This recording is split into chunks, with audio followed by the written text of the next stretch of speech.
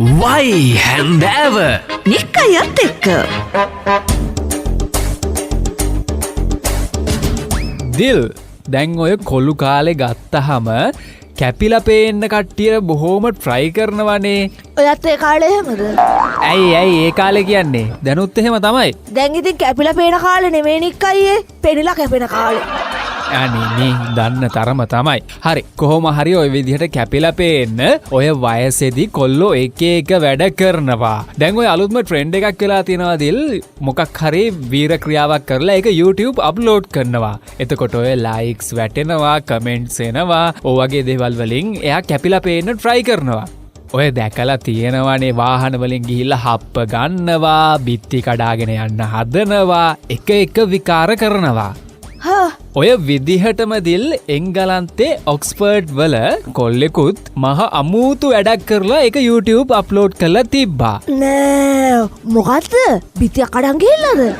නැහැ මෙයා කරලා තියෙන්නේ ඔයා දන්නවනේ ඔය ගෝල්ඩ් ෆිෂ් මාළුවෝ. අන්න ඒ වගේ මාළුවෙක් පණ පිටින් මෙයා ගිලලා. ඒ විතරක් නම් මද ඒක වීඩියෝ කරලා YouTube උත් අප්ලෝඩ් කරලා තිබුණා. ඊට පස්සේ එහෙදිල්ල ඔය වගේ සෙල්ලම් හරියන්නේ නැහැ. මොකද සත්තුන්ට හිංසා කිරීම එහෙ නීතිය හැටියට බරපතල වැරැද්දක්. ඔව් ඒ සතුන්ගේ මානව හිමිකම් අකුරටම බලනවලු.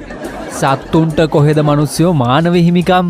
කොහොම හරි ලෝකයේ පුරාම කට්ටිය මේ වීඩියෝ එක බලලා මේකට මාර විදිහට විරෝධය පළ කරලා තියෙනවා. මේ විදිහට සත්තුන්ගේ අයිතිවාසිකම් විනාශ කරනවා කියලා. ඒ විතරක් නම් මදෑදිල් මේ කොල්ලට නඩුත් දාලා තියෙනවා. නඩුවේ තීන්දුව හැටියට මෙයාට පවුම් 750ක දඩයකුත්, පැය 120ක සමාජ සේවයකුත්, අවුරුදු 5ක් යනකම් ගෙදර හුරතලයට මාළු ඇති කරන්න බැහැ කියලා තහනමකුත් පනවලා තියෙනවා. සාරිගප්පියෙක්වත් බැරිද?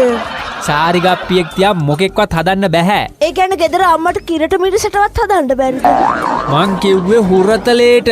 පොඩ්ඩක් පැහැදිලිව අහගෙන ඉන්නකො දිල්. කොහොම හරි මේ විදිහට මෙයාට මේ දඩුවම් ටික ඔක්කොම දීලා තියෙන්නේ ඒ රටේ සත්ව සුබසාධන පනත යටතේ සතුන්ට අවැඩක් සිදු කළා කියලා. එක්ස්කියුස් මී තව එක ප්‍රශ්නයක් තියෙනවා මට.